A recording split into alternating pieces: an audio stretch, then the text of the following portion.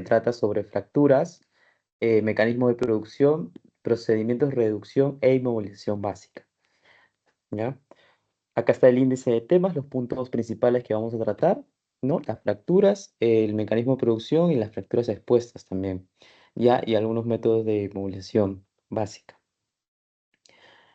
Como dije, la asesoría por pares 2024-2 de cirugía de aparato locomotor, de traumatología. Vamos a iniciar por el tema de preoperatorio, ¿no? Ahora, vamos a iniciando con justamente este tema de preoperatorio, vamos a definir qué es el perfil quirúrgico, ¿no? El perfil quirúrgico justamente es un conjunto de evaluaciones y estudios que se le van a realizar al paciente, ya, antes de una cirugía. Pero con qué fin? ¿Con qué finalidad? Uno, para identificar los riesgos asociados y también minimizarlos con la intervención quirúrgica, ¿ya? Es por eso que se va a dar, por eso, el perfil quirúrgico. ¿Ya? A ver, vamos a encender acá el lápiz. Listo, ya.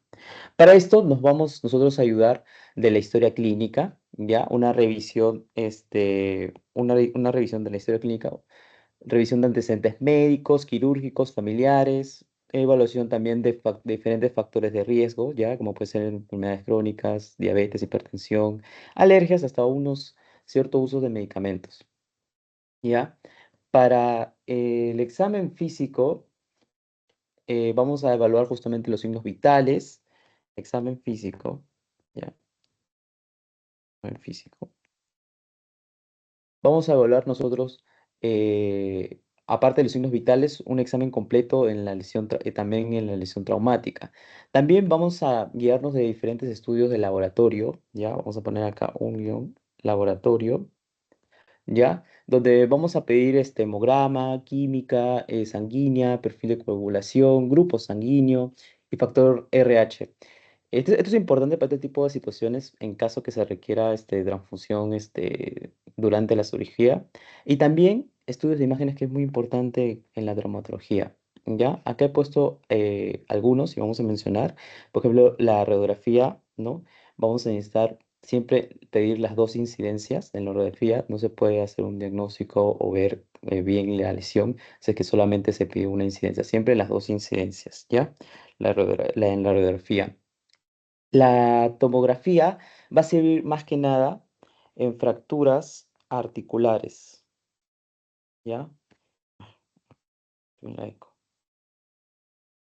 La tomografía va a servir más que nada en fracturas articulares, nos va a servir, ahí nos va a servir mejor. Obviamente vamos a usar una tomografía sin contraste, ¿ya? La tomografía con contraste o la resonancia también con contraste la vamos a utilizar ya cuando pensemos en, por ejemplo, cáncer en huesos, por ejemplo, osteosarcoma o tumor de células gigantes o algún tipo de cáncer en una lesión de partes blandas, ¿ya? Y en la fractura articular puede ser tibia proximal, húmero distal, etc., pero sin contraste, ya vamos a poner acá, sin contraste.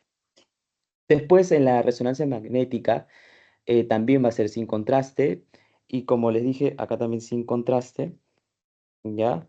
Acá es para evaluar partes blandas, sobre todo. Y aparte, solo vamos a usar, como dije, contraste, solo contraste cuando pensemos en procesos, vamos a agrandar acá, solo con contraste cuando pensemos en procesos de cáncer, ¿ya? Como ya les mencioné, osteosarcomas, tumor de células gigantes, entre otros. Después, la ecografía también nos puede ayudar con una ecografía musculoesquelética más que nada, ¿no? Una eco musculoesquelética, ¿ya? Solamente para evaluar el daño extraarticular, es decir, como ligamentos colateral medial, una bursitis, una tendinosis de ligamento rotuliano, ¿ya? Entonces solamente vamos a evaluar tipo de daño extraarticular, ¿ya? Ahí vamos a utilizar justamente la ecografía. Después vamos a ver que también debemos recordar, ¿no? Aparte, como ya estaba mencionando, una evaluación completa, vamos a evaluar también riesgos anestesiológicos, neumológicos, cardiológicos, suspensión de medicina, a ver, se mueve acá, suspensión de medicina también, ¿no? Y recordar también que para que se llegue a un buen diagnóstico, se debe hacer un buen manejo desde la historia clínica hasta el examen general. Esto es muy importante, ¿ya? Para hacer un diagnóstico, un buen diagnóstico básico, ¿ya? Y acá podemos ver una imagen, ¿no? De donde justamente nos habla la pérdida de sangre según la localización de la fractura, ¿ya? Esto lo han preguntado varias veces en exámenes, ¿ya? Donde siempre preguntan siempre por pelvis, ¿ya? Donde la pelvis, como pueden ver acá, tiene un mayor riesgo de sangrado, un mayor número de sangrado, ¿ya? Vamos a poner acá de otro color. Sangrado, ¿ya? Sangrado. La pelvis es la número uno. ¿Por qué? ¿Por qué la pelvis? La pelvis porque hay una gran vascularización que se tiene ahí, ya de múltiples arterias ilíacas, la arteria ilíaca, arteria glútea, arteria pudenda, etc., ¿no? Y también porque hay espacios retroperitoneales, ¿ya? Donde la sangre ante una fractura o ante una hemorragia, ¿no? Puede acumularse ahí justamente y no causa ninguna compresión inmediata de los tejidos. ¿Qué quiere decir eso, no? Que aunque justamente se acumule la sangre ahí, no se puede detectar una caída de la presión arterial, lo que puede retrasar al traumatólogo, al médico, ¿no? La intervención que se le puede dar quirúrgica, ¿no? En la pelvis y aumentar también la pérdida de sangre. Por eso siempre preguntan por pelvis. ¿Ya, chicas? Después, algunos conceptos básicos que debemos saber para seguir con la clase y también para los próximos temas que se nos vienen para poder ubicarnos mejor cuando vamos a hablar del tema de las fracturas y los sitios son la estructura de los huesos, ¿no? La estructura del hueso, vamos a acercarnos aquí, vamos a ver, ¿ya? Vamos a hablar primero de la diáfisis. ¿Qué es la diáfisis? La diáfisis va a ser el cuerpo o la parte central, como pueden ver acá en la imagen o en mi lápiz, ¿ya? El cuerpo o la parte central, todo esto va a ser la diáfisis, ¿ya? Eso va a ser la diáfisis. Hay que ubicarnos muy bien porque va a estar compuesto más que nada por hueso compacto y como ven acá en la imagen va a rodear este amarillo de acá, ¿no? Que estoy pintando, todo esto lo va a rodear. ¿Qué va a rodear? Justamente el canal medular, ya que va a estar lleno de médula ósea. Después están la epífisis, obviamente la proximal y la distal, ya que son los extremos de los huesos largos, más que nada. Estas están cubiertas por un cartílago articular, como pueden ver acá en la imagen, ¿ya? Y van a contener justamente hueso, ¿qué tipo? Hueso esponjoso, ¿ya? Que es más ligero, más poroso. Y después vamos a tener, un poquito algo en azul, la metáfisis, ¿ya? La metáfisis es la región que se va a encontrar entre la diáfisis y la epífisis, ¿ya? En los huesos de crecimiento, más que nada, van a contener la placa epifisiaria, ¿no? Acá pueden ver la línea epifisiaria. Y también pues, se llama el cartílago de crecimiento. Ya, después, vamos a seguir. Vamos a tener el periósteo, ¿ya? El periósteo que lo encontramos aquí. El periósteo, que justamente es una membrana, ¿ya? Una membrana, voy a acercar la imagen. Es una membrana fibrosa que va a recubrir la superficie del hueso. Superficie del hueso. ¿Ya? Va a recubrir justamente la superficie externa del hueso. ¿Ya? ¿Por qué es importante el periósteo? Porque acá vamos a encontrar justamente los vasos sanguíneos, los nervios, que es esencial para la nutrición y reparación de huesos, ¿no? Más adelante vamos a explicar el por qué. Y también vamos a encontrar el endostio. Endostio. ¿Ya? El endostio, que va a ser una membrana un poquito más fina, ya que va a recubrir la cavidad medular hacia adentro, va a recubrir la cavidad medular y superficies internas del hueso, ¿ya? Después tenemos también la cavidad medular, ¿no? Eso no, cavidad medular, ya donde va a contener justamente la médula ósea, que pueden ser de dos tipos, ¿ya? Justamente acá está la amarilla y la roja, ¿ya? La roja es importante porque acá, como ya pueden recordar de sus clases, se va a producir justamente nuevas células sanguíneas por medio de qué proceso, la hematopoiesis, ya, en la roja. Ya, una vez dicho esto, para poder ubicarnos más que nada al momento de hablar de las fracturas, ¿ya? Y ahora también vamos a hacer una definición, esto también está dentro de su índice de temario de temas, diferencias entre traumatología y ortopedia, ¿ya? ¿Qué es la traumatología? Justamente la traumatología se va a enfocar en el tratamiento de lesiones agudas, ¿no? Y traumáticas del sistema musculoesquelético, ¿ya? Vamos a poner trauma agudos, agudos, ¿ya? Traumas agudos, más que nada. Como puede ser fracturas, puede ser luxaciones, ¿ya? ¿Qué más puede ser? Heridas, ¿ya? Más que nada, eso se va a encargar la traumatología. Generalmente causados por accidentes o impactos, ¿no? Después tenemos la ortopedia, ¿ya? La ortopedia se va a dedicar más que nada a la prevención, diagnóstico y tratamiento y rehabilitación también. ¿De qué? De trastornos crónicos, ¿ya? Trastornos crónicos. Ya. Y deformidades también, deformidades, ¿no? Deformidades, deformidades, ¿ya? Y enfermedad también del sistema musculoesquelético, como pueden ser, ya lo habrán visto en clases, escoliosis, artrosis o malformaciones congénitas, ¿no? Dato curioso, antes de decir el dato curioso, para decir en resumen más que nada, ya como una diferencia bien, bien grande es, como pueden ver acá, traumatología, lesiones agudas, ¿ya? Mientras que la ortopedia, condiciones crónicas y correctivas. Esa es la gran diferencia. Poner acá el versus, ¿ya? Y dato curioso, ¿por qué acá he puesto una imagen de un arbolito acá? No sé si lo conocen. Este es el árbol de Andre. Es un dato curioso para que más que nada ubiquen cómo es la definición, ¿no? Y la diferencia entre traumatología y ortopedia, porque ortopedia tiene justamente el símbolo del árbol de Andre. Es de un médico, Nicolas Andri, francés, ¿ya? Que justamente simboliza eh, ¿cómo se llama? La prevención y corrección de deformidades del músculo esquelético, ¿no? Se ha dado durante siglos anteriores, donde se representa la filosofía de tratar deformidades óseas y musculares, especialmente antiguamente en los niños, ¿ya? Para mejorar su calidad de vida. Se pueden diferenciar más que nada porque mira, es un árbol que viene torcido, pero lo quieren justamente corregir con una madera, ¿no? Para que crezca bien. Por eso es el símbolo de ortopedia, ¿ya, chicos? Aparte, también siguiendo un poco más de la definición de evaluación preoperatoria, debemos también evaluar el sangrado, si un paciente tiene síndrome compartimental, que eso más adelante lo vamos a ver en otro tema, las complicaciones, ¿no? De fracturas agudas, ¿no?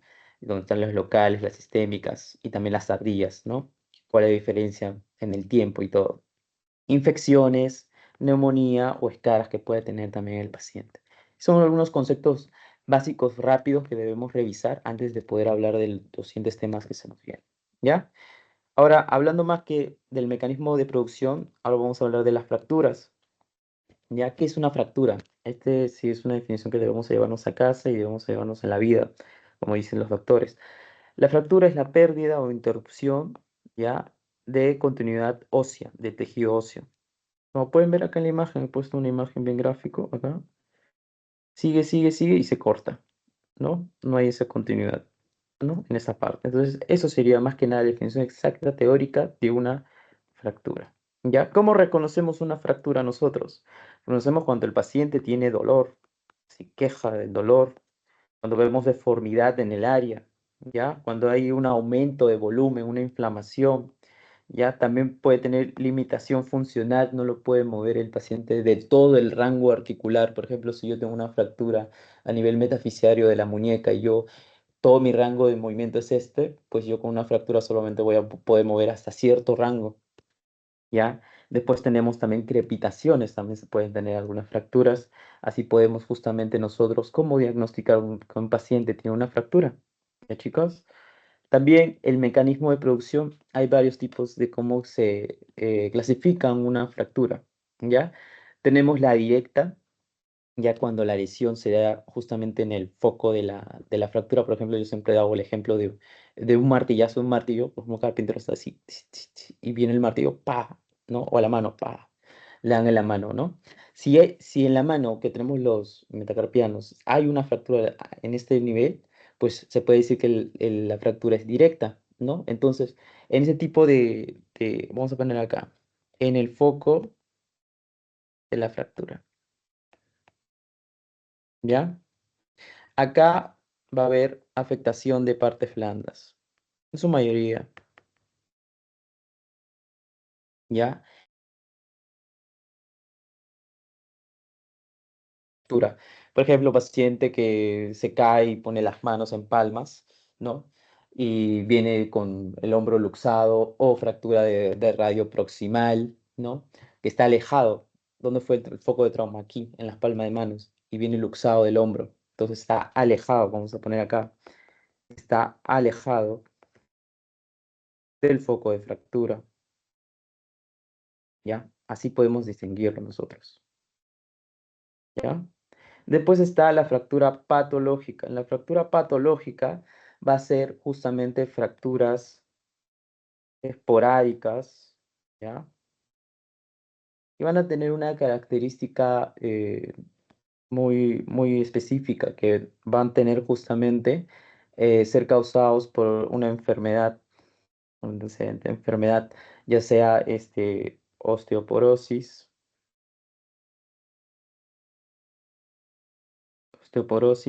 ¿ya? O también algunas metástasis de ciertos cánceres. Voy a poner aquí metástasis. O también puede ser causado por una enfermedad metabólica, ¿ya? Una enfermedad metabólica. Acá vamos a poner cáncer, chicas. Después tenemos también la fractura, vamos a poner acá de rojo, por fatiga o por estrés. Fatiga por Fractura por fatiga o estrés. ¿Qué es eso, Kevin? ¿Cómo es eso? La fractura por fatiga o estrés son microtraumatismos repetitivos en el hueso del afectado. Tenemos microtraumatismos repetitivos.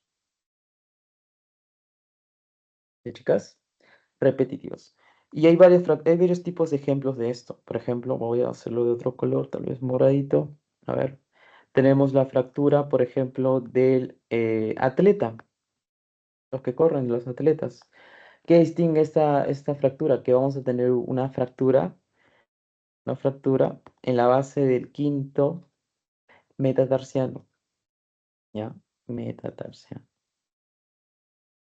También tenemos, esa es una, también tenemos a la fractura del recluta, soldado, ¿ya? Fractura del recluta. Se va a diferenciar de la fractura del atleta, ¿ya? Porque acá vamos a tener una fractura en la diáfisis, ¿ya? En la diáfisis del segundo y tercer metatarsiano, ¿ya? Metatarsiano, nivel del pie, ¿ya? También podemos tener pacientes que juegan básquet, vóley, también deportistas, ¿no? Que tienen fractura por fatiga, es decir, todos del segundo metatarsiano también, que se forma alrededor un callo alrededor de la fractura, ¿ya? Que justamente no va a dejar que el hueso consolide. ¿Por qué? Porque como justamente está practicando el deporte, no va a dejar que el hueso consolide más la carga que se va a dar, la acción, los saltos, imagínense, en un deportista, ¿no? Después vamos a tener las fracturas por el tipo de fuerza, ¿ya? Una fractura que se va a dar eh, primero por tracción, que se llama una fractura por tracción, ¿ya? Se da cuando está producido por dos fuerzas que actúan en una misma dirección, pero en sentido opuesto, ¿ya? Mismo sentido, pero sentido opuesto, ¿no? Es como que el lápiz, no sé si ves mi cámara, yo jalo, para este lado, para los lados opuestos, ¿ya? Como se ve en la imagen.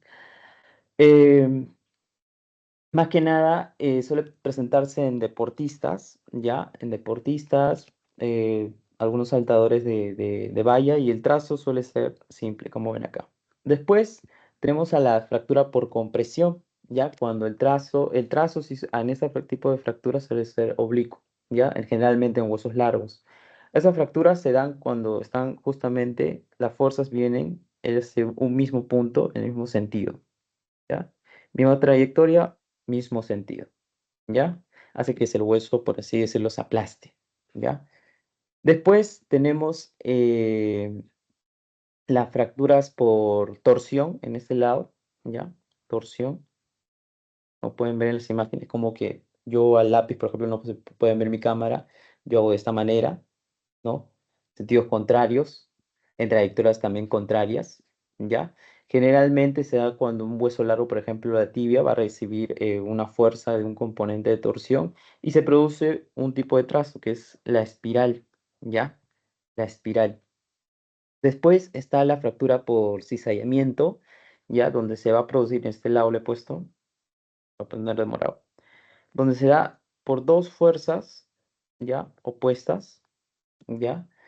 eh, convergentes hacia el hueso, como pueden ver en la imagen, ¿ya? Y el trazo también suele ser transversal, ¿ya?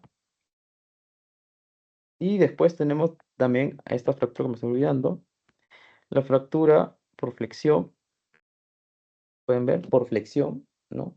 Es como cuando quieres romper la ramita y nos dan un trazo de tercer fragmento, ¿no? O también le dicen ala de mariposa, ¿no? Seguimos, acá tenemos de nuevamente para repasar, ¿no? Los tipos de fuerza, la de compresión, mismo sentido, misma trayectoria, puede darse, por ejemplo, en las vértebras, ¿no? En las vértebras dorsales, calcáneo, en los huesos debilitados también por neoplasias o artroporosis, porque tienen disminución en su masa, ¿no? Vamos a poner, o densidad ósea, ¿no? Con respecto. Estas son las fracturas de compresión, ¿ya? Compresión. Después también tenemos a las fracturas por tracción, ¿ya? Las fracturas por tracción. Por ejemplo, acá el trazo es simple, ¿ya? Donde justamente se debe a que dos fuerzas actúan en la misma dirección, como ya he dicho, pero en sentido opuesto, ya divergentes al hueso. El trazo suele ser simple. Después, este es cizallamiento. Cizallamiento, ¿ya? Es desde la, justamente, rotación, donde pueden ver el trazo en espiral.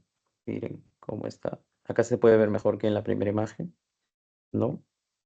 Y después el de tercer fragmento, ¿no? Este es una de trazo de tercer fragmento. O ala de mariposa, ¿ya? Donde se puede ver esto es cuando es en flexión, ¿ya? En flexión, tipo de fuerza, flexión. Acá tenemos los tipos de trazos, lo vamos a explicar rápidamente, pero también tenemos otro tipo de clasificación de fracturas donde nos dice de alta energía y de baja energía. ¿Qué quiere decir esto? De alta energía, como ya lo han leído, creo que en la teoría en sus libros, es cuando se da por ejemplo, caídas de altura, ¿ya? Caídas de altura, accidentes de tránsito se puede dar, eh, en accidentes de tránsito, laborales, ¿no? Y acá normalmente el trazo va a ser con minuto, ¿ya? Minuto. Ujú. Voy a borrarlo, escribirlo bien.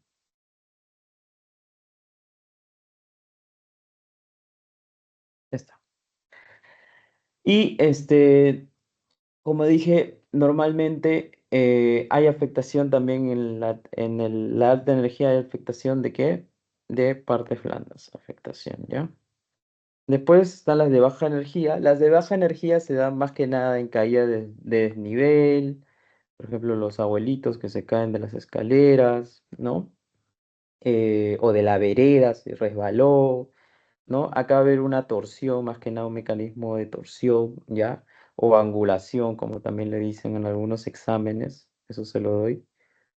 ¿Ya? En algunos exámenes le dicen angulación simple, hay que tenerle presente porque se nos pone así, torsión o angulación simple. ¿Ya, chicas? El trazo aquí, como les dije, va a ser simple y normalmente no hay afectación de partes blandas, ¿ya? No hay, no hay afectación. Y si los hay, en la medicina nunca podemos decir siempre, es mínimo, ¿ya? Es mínimo. Esto también le he puesto una imagen para seguir repasando, ¿no? Diáfisis, epífisis, proximal, epífisis, distal, metáfisis.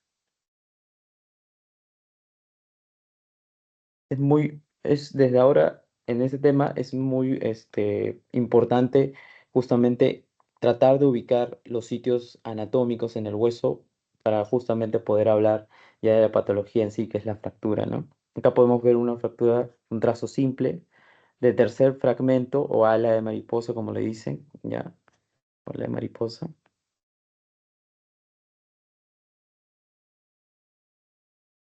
La condinuta, cuando vamos a tener diferentes fragmentos, miren, diferentes fragmentos óseos, ¿ya? Diferentes fragmentos.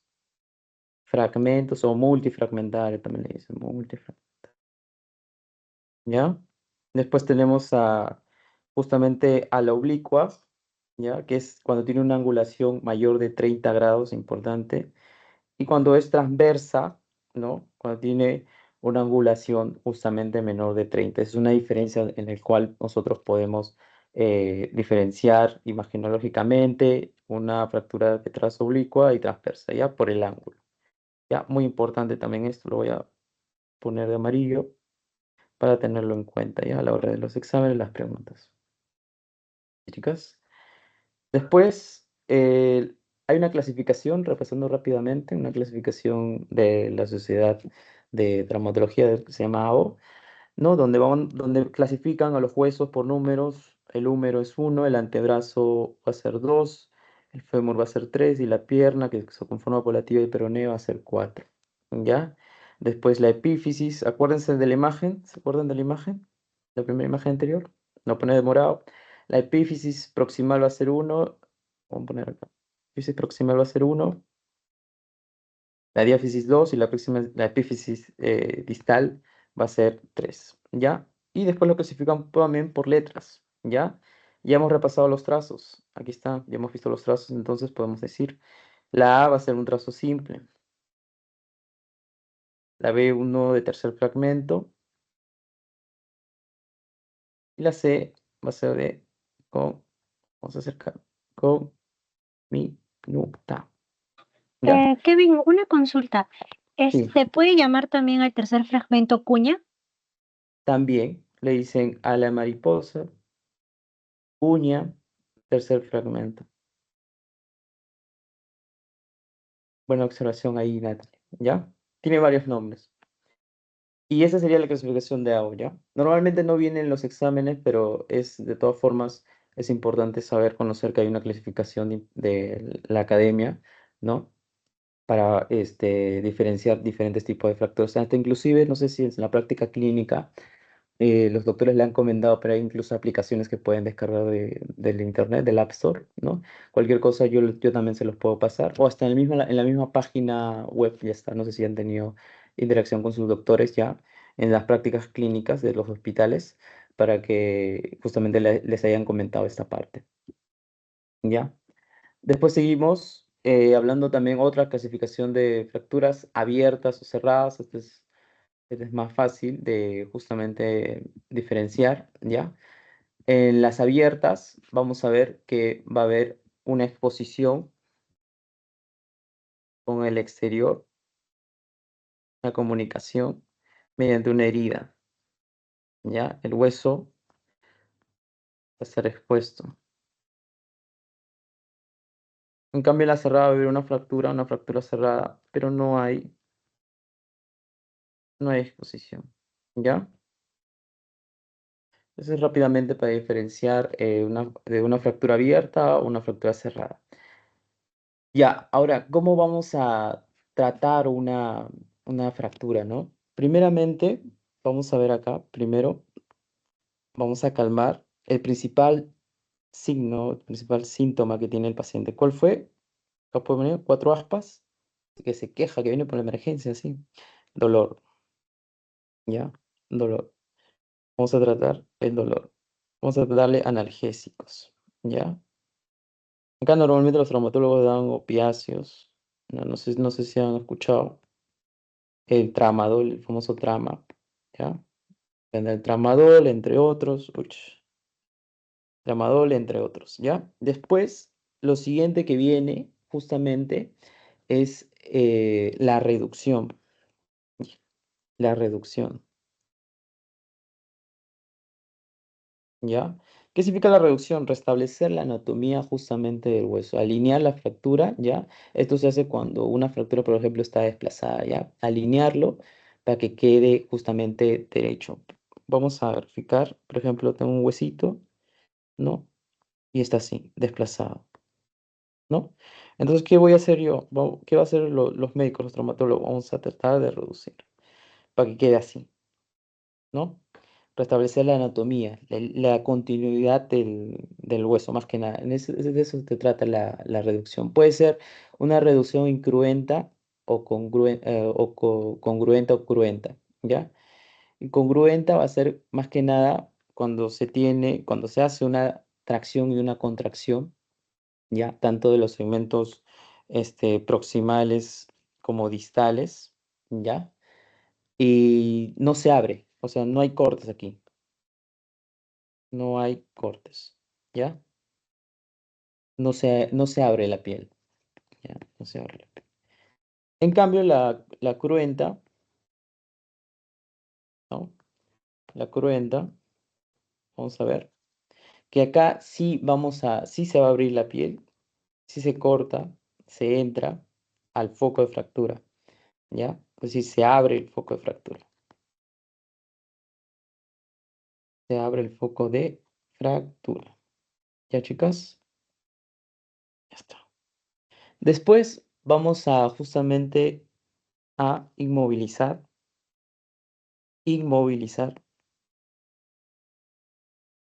¿Cómo lo hacemos? Tenemos varios, se tiene varios,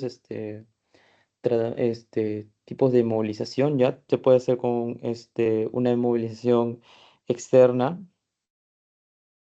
o una inmovilización interna, ¿ya? En la movilización interna también se puede utilizar, perdón, en la movilización externa se puede utilizar también el yeso, ¿no? Por ejemplo, en una fractura de metafisiaria de muñeca, que se conoce como fractura de Colles, ¿no? Donde se hace reducción, por ejemplo, reducción, ¿no? Restauramos y después el traumatólogo lo abre, le pone justamente su tratamiento, etc. Y lo inmoviliza justamente después con un yeso, ¿no? Eso sea los yesos, un conservador. Cuando es yeso nomás, es conservador, ¿ya? Pero también se puede hablar de inmovilización externa, también con un fijador externo, ¿ya? Vamos a poner externo acá también. También vamos a hablar de una inmovilización externa cuando se habla de un fijador externo. ¿Ya? Esto más que nada se hace cuando tenemos fracturas, ¿ya? Eh, donde se tiene que ver la piel o hay afectación de partes blandas, ¿ya? Después también tenemos fijación interna, ¿ya? En la fijación interna, por ejemplo, se tiene RAFI, no sé si lo han escuchado, su teoría, ¿no? RAFI, donde se utiliza, por ejemplo, placas y habrán entrado a salas de quirófano de traumatología donde hay placas, hay tornillos, ¿no? Por eso los traumatólogos le dicen que son carpinteros. Hasta clavos también, clavos endomedulares, ¿no? ¿No? Y justamente para esto se tiene que abrir el foco de fractura, ¿ya? Se abre el foco de fractura. Es decir, quirúrgico, ¿ya? Se abre el foco de fractura. Trauma, foco de fractura, ¿ya? También puede haber una mixta. Vamos a poner acá, una mixta. donde se tiene tanto la externa, ¿no? Como la interna, ¿no? Por ejemplo, una fijación interna y una fijación externa, como puede ser un yeso, ¿no? Se abre, se pone su placa, su tornillo, una fijación interna, y después se tiene el paciente, y según el tipo de fractura, según la situación del paciente, también se puede poner una inmovilización externa con un yeso, ¿no? Con un yeso. Importante. Después, avanzando, bueno, antes de hablar de los procesos de consolidación, es muy importante también hablar aquí, y vuelvo, para dar hincapié y hacer dato con demasiada importancia. Para poder curar, tratar un hueso, se tiene que tener justamente una buena, y acá también han visto la forma, una buena reducción, ¿no?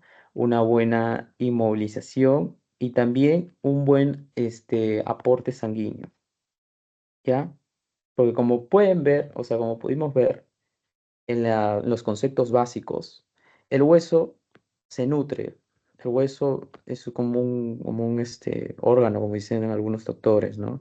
Se nutre. El hueso se nutre por medio de justamente las arterias de vascularización sanguínea. Entonces, si le cortamos el suministro sanguíneo al pobre hueso, ¿no? Este hueso no va a poder curarse bien, ¿no? Como todo el tejido, ¿no? Como todo parte del organismo, ¿ya? Y aparte, deberíamos también tener principios, los principios de una inmovilización, ¿ya? Principios de una inmovilización, es que sea absoluta, ¿ya? Que sea absoluta, que sea prolongada,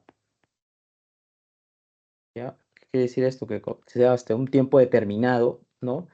Dependiendo del tipo de hueso, va a consolidar o va a curarse, va a ponerse a su normalidad, no como era antes, pero tiene que ser prolongado y también tiene que ser ine- este, sin interrupciones, ¿ya?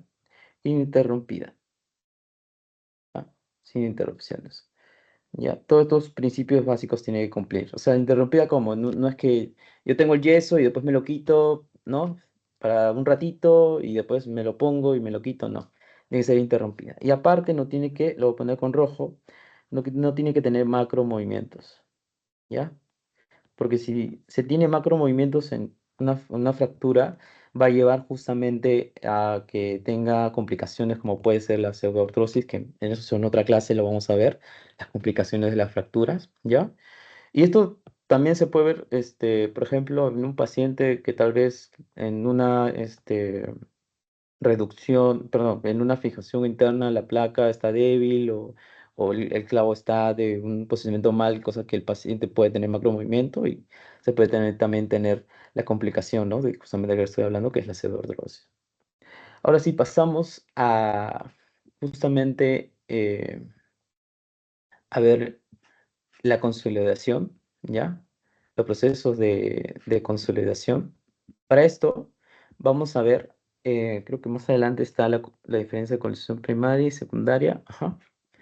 Ya, chicos. Entonces, para la consolidación, vamos a ver que primero vamos a tener una fase inflamatoria, ¿ya? Una fase donde se va a formar el hematoma, como pueden ver acá, ¿no? Una fase de hematoma. Y esto tiene que ocurrir porque al principio, inicialmente, porque va justamente a causar un gran sangrado, que lo voy a poner de amarillo, por ejemplo, acá, todo esto es sangre, un gran sangrado en el foco de fractura, donde va a tener gran factor de crecimiento, factores de crecimiento, ¿no? Interleucina 1, interleucina 6, entre otros, ¿ya?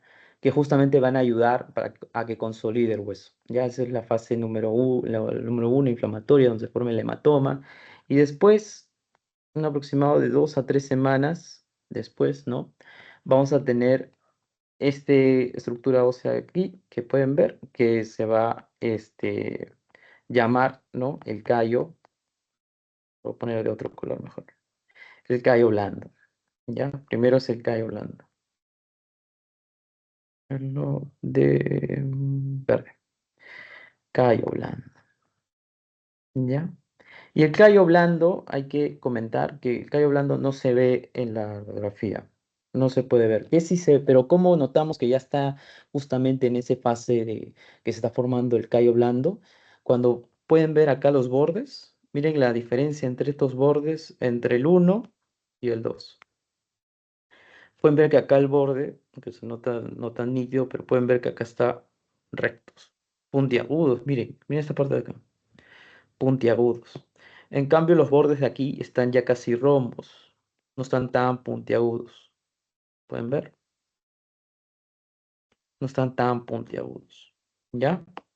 Esa es una diferencia que se puede ver imaginológicamente hablando en la radiografía. ¿Ya? Que justamente los bordes del hueso fracturado se ponen rombos. Eso es la fase de callo blando. Después, ya 4 a 6 semanas después, se forma el callo duro.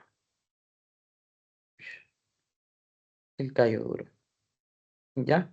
Y en el callo duro, este callo duro ya sí se puede ver este sí se ve en la radiografía, ¿ya?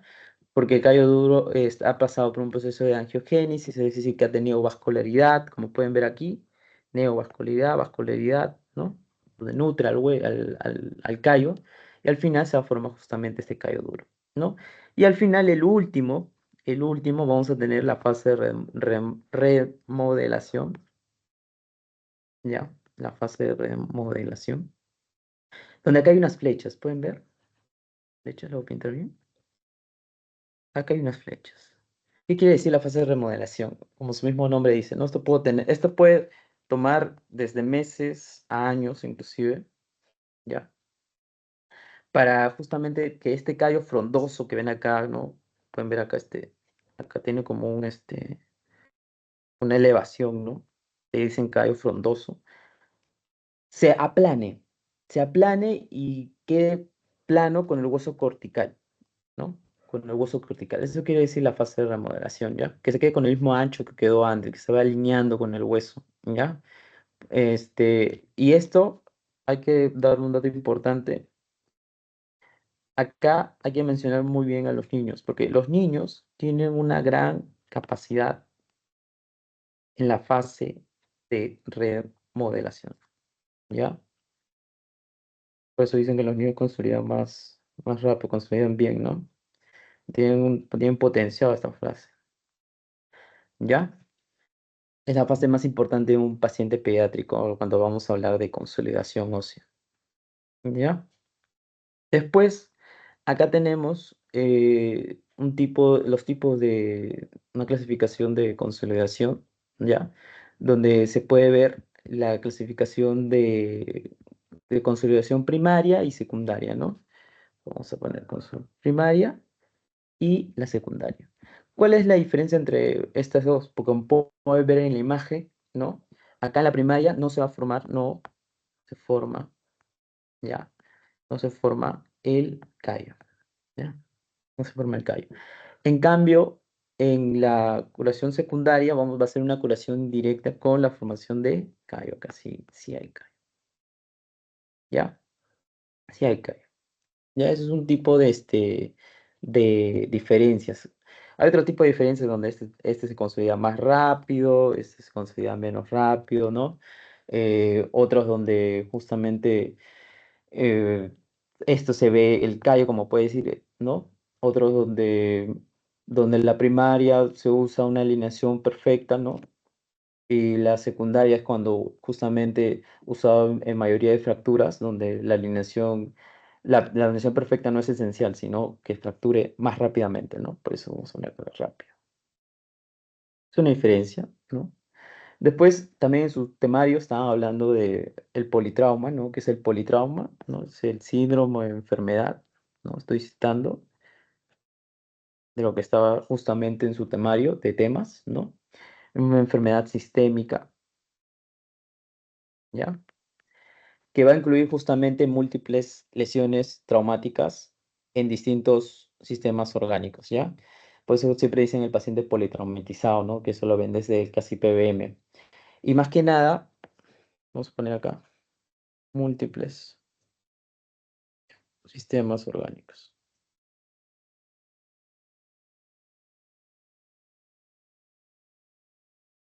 Ya. Y que más que nada, esto es importante, o sea, le damos un hincapié, ¿por qué? Porque genera una respuesta ya inflamatoria sistémica, ya, una respuesta inflamatoria sistémica, ¿ya? Y va a producir un deterioro, obviamente, secundario de órganos, ¿ya? Vamos a ponerlo de morado, de órganos y de sistemas vitales también, sistemas vitales, ¿ya? Y hay que tomar en cuenta, según la teoría, que el 40% de muertes tras un trauma se debe justamente a qué? A la hemorragia, ¿ya? A la hemorragia que no se puede controlar justamente en ese momento por factores X del ambiente, ¿no? Traslado inadecuado, etc., pero que no se puede controlar. Por eso son, la gran mayoría, ese gran porcentaje, ¿no? En el politrauma, ¿no? Que se debe más que nada, que pueden causar esto, esta hemorragia, ¿por qué mata, por así decirlo, ¿no? Porque está mortal. Porque causa justamente el síndrome de ¿qué? De coagulopatía, ¿ya? De coagulopatía traumática aguda. Por eso hay una gran cifra, ¿ya? Por la hemorragia. Dato importante, dato importante, ¿ya? Y acá está, como pueden ver, como ya le he dicho, una buena consolidación debe tener, ¿qué cosa? Una buena inmovilización, una buena reducción y aparte un aporte vascular. Debemos nosotros cerciorarnos que justamente el tratamiento que le vamos a dar a la fractura tenga un buen aporte vascular. ¿No? ¿Para qué? Para conseguir la máxima recuperación funcional del paciente, ¿no? Del hueso afectado. Después vamos a hablar más que nada ahora de las fracturas expuestas, ¿ya? Para esto vamos a tener unos principios básicos, ¿ya? Donde vamos a tener que hacer una limpieza quirúrgica inmediata, vamos a tener que hacer una eliminación de la contaminación, respetar más que nada la vascularidad existente, restauración anatómica, una buena estabilidad y una rehabilitación precoz, ¿no? Como pueden ver acá en unas imágenes, ya hemos hablado que es una fractura expuesta, como pueden ver acá cito algunas imágenes del doctor que encontré en sus teorías, ¿no? Este es del Hospital Carrión. Y para esto vamos a utilizar una clasificación que viene en sus exámenes, que es la clasificación de Degustilo-Anderson, ¿no? Donde más que nada vamos a ver, se va a evaluar la extensión de la herida, ¿no? El tamaño de la herida, la energía, más que nada, el grado de contaminación, la complejidad del, del trazo, ¿no? De la fractura y el daño, y el daño o la cobertura de tejidos blandos, ¿ya? Tejidos blandos. En el tipo 1 vamos a ver ya que es una herida limpia, es una herida menor de 1 centímetro, ¿ya? Así lo vamos a recordar. La contaminación va a ser mínima, ¿ya? La fractura va a ser combinación mínima sin desprendimiento del periósteo, ¿ya? Ya hemos visto que es periósteo. Y no va a haber, como dice acá, los tejidos blandos va a estar adecuado, ¿ya? O va a estar mínimamente afectado, ¿ya? Y aquí se va a dar una profilaxis, vamos a ponerlo de verde para que no se diferencie, esto es importante, una profilaxis antibiótica, ¿ya? Antibiótica. ¿Qué vamos a dar aquí? Lo ponemos arriba. ¿Qué vamos a dar en el tipo 1 de Gustilo Anderson? En heridas menores de 1 centímetro, vamos a dar cefalosporinas, ¿ya? Cefalosporinas. Exclusivamente esta de acá, que está en su teoría, que es la cefasolina. ¿Ya? Esto es importante. Se lo han preguntado, lo van a seguir preguntando y lo pueden preguntar. Sus pasitos, exámenes, ¿ya? Recuerden que también acá, tejidos blandos, en el número 1 va a ser mínimo. Mínimo, ¿ya? Afectación de tejidos blandos va a ser mínimo. La fractura puede ser simple, ¿ya? Generalmente, no hay daño a la vasculación del hueso, ¿ya? Y la limpieza, va a haber una limpieza quirúrgica también, una limpieza quirúrgica el tipo 1, y para citar también va a ser un cierre primario de la herida, ¿ya? Eso hay diferencia entre cierre primario y cierre secundario. Después, en el tipo, en el tipo 2, ¿ya? Voy a acercar la imagen. En el tipo 2, donde va a ser una herida ya con una extensión, tamaño de mayor de 1 centímetro, ¿ya? Donde hay lo voy a poner acá mejor, ¿ya? Una afectación de tejidos blandos ya moderadamente, ya. Acá tejidos blandos, mínimo, ¿no? Mi- Moderadamente en el grado 2, ¿ya? No va a tener colgajos, no va a tener desgarros, ya va a ser una fractura, puede ser una fractura comminuta, ya hasta puede presentar una contaminación moderada, ya. Y acá otra diferencia que vamos a ver, otra diferencia que vamos a ver, es que acá, en el tipo 2, acá, en la profilaxis antibiótica, ¿no? Vamos a ver también lo mismo, cefalosporina, es decir, la cefazolina, pero lo poner rojo, pero vamos a sumarle otro, ¿ya? Vamos a darle aminoglucósidos, ¿ya? Vamos a darle aminoglucósidos.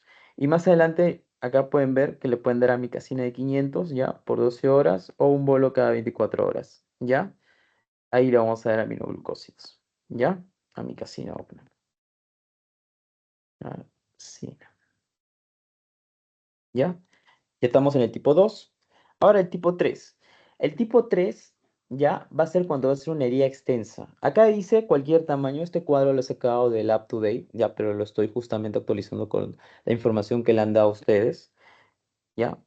Acá puede ser cualquier tamaño, es decir, en algunos bibliografías y en su teoría creo que le ponen mayor ya de 10 centímetros. Ya es una herida extensa, ¿ya? En el 3. Ya en el 3 se divide en A, B, C. Ya, en el A vamos a ver que va a existir, en el 3 va a existir una contaminación ya severa, ¿no? Severa. Vamos a poner mayor de 10 centímetros. Ya está, ¿no? Y justamente en el 2A también vamos a utilizar profilaxis antibiótica, ¿ya? Cefazolina, cefazolina, más el aminoglucósido que ya les mencioné, el aminoglócido, ¿ya? Y también algunas bibliografías le suman penicilina, ¿ya? En algunas. Penicilina, ¿ya? Eso más que nada para el 3. Acá también se va a tener que utilizar, voy a poner otro color, el color azul. Acá se va a tener que utilizar también una fijación externa, fijación externa, ¿ya? Posible a una conversión de fijación también interna, ¿ya? Y más que nada para seguir el 3B, va a ser una herida también extensa, con daño también severo, porque es un nivel 3, ¿no? Acá justamente va a tener la profilaxis, también va a ser la misma, ya, la misma. Vamos a poner acá cefa, amino,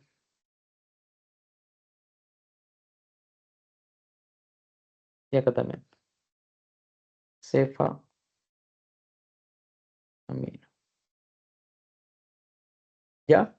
Lo que lo vamos a distinguir del 3B y del 3C va a ser que justamente vamos a tener lesión vascular que va a requerir ya recuperación. ¿Ya, chicos?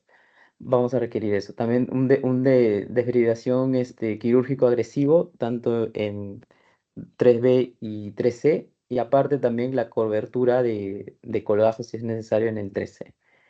¿Ya?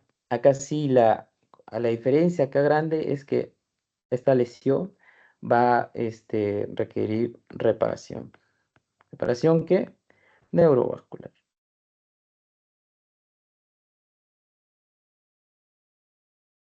Ya, es una gran diferencia. ¿Ya?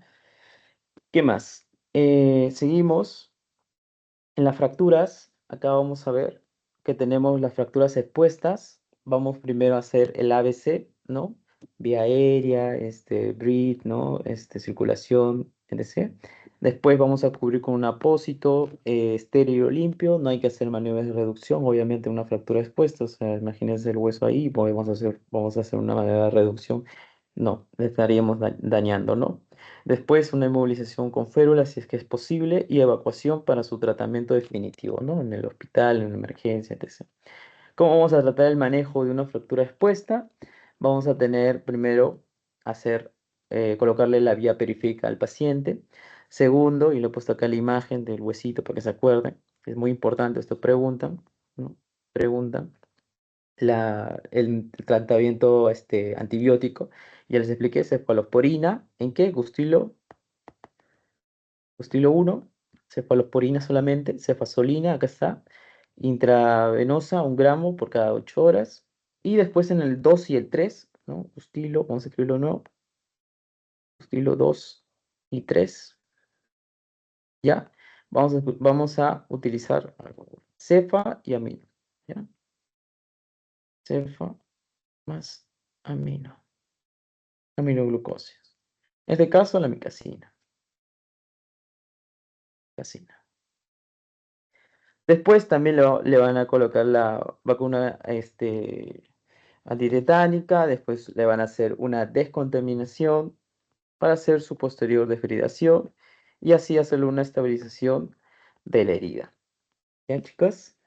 Y eso sería más que nada, y para dar más que nada unos tips a lo largo del aspecto de la consolidación, recuerden que los huesos consolidan o terminan de consolidarse de acuerdo al tiempo, ¿no? Por ejemplo, en 4 semanas puede consolidar un hueso de una fractura de metacarpiano, metatarsiano en los pies, escafoides, ¿ya? O en 6 semanas, ¿ya? Eso lo voy a poner, son datos que pueden tener en cuenta. 4 semanas ya, metacarpianos, fracturas de metacarpiano, metatarsianos, ya. A las 6 semanas, a las 6 semanas, pueden ya justamente consolidar los huesos, fracturas de radio distal, ¿ya? Fracturas de radio distal. ¿Qué más? También podemos tener de tobillo, olecrano, ¿ya? Hasta también de rótula, ¿ya?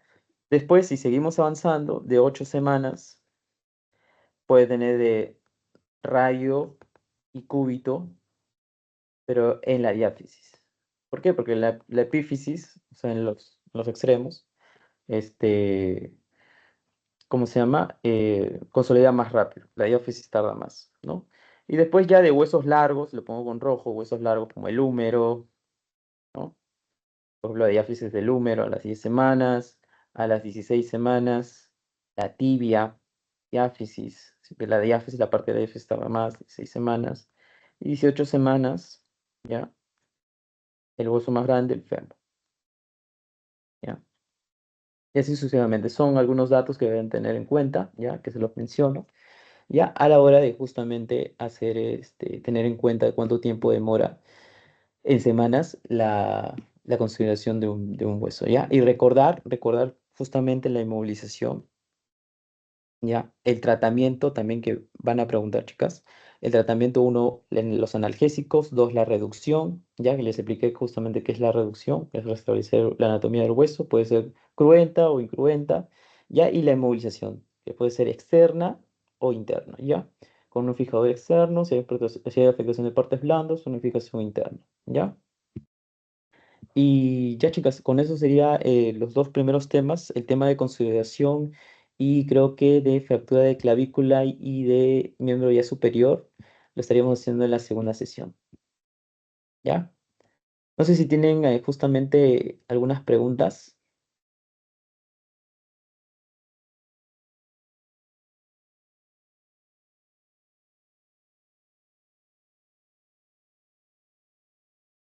Kevin, una consulta. En la clasificación AO, si bien es cierto, cada hueso tiene un número, de ahí viene lo que es el segmento, de ahí viene lo que son los tipos de fractura, pero de ahí nos enfocan en la clase acerca de la característica morfológica,